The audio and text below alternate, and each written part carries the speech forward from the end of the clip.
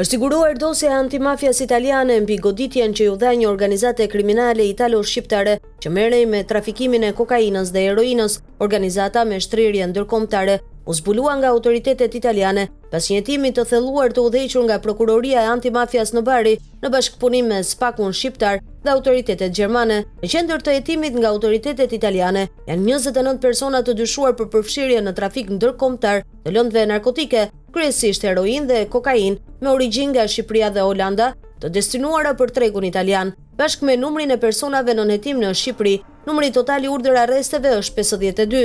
Sipas dosjes hetimore, organizata kishte si drejtues kryesor shtetasin Xhevdet Troplini. Ndërmjetësit kryesor të Xhevdet Troplinit në këtë aktivitet dyshohet të kenë qenë Adi Çoba dhe Elvis Doçi, i njohur si Visi i Pojos. Një element kyç në zbardhjen e aktivitetit të kësaj organizate kriminale ka qenë dëshmia e të penduarit të drejtësisë shqiptare Nureddin Tumani, një person i njohur për lidhjet e tij në botën e krimit në Shqipëri.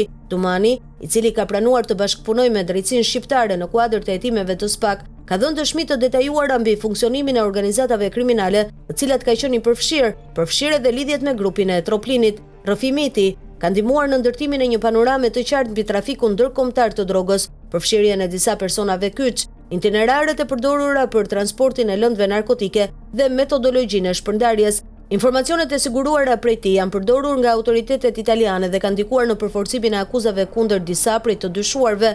Ndër personat e tjerë të përfshirë në dosjen italiane janë Rigel Spresi, Agron Ganaj, Nureddin Kiptiu, Leonard Shakaj, Zenit Shtraza, Indrit Tafili, Ekil Nderjaku, të cilët dyshohen për role të ndryshme brenda organizatës kriminale.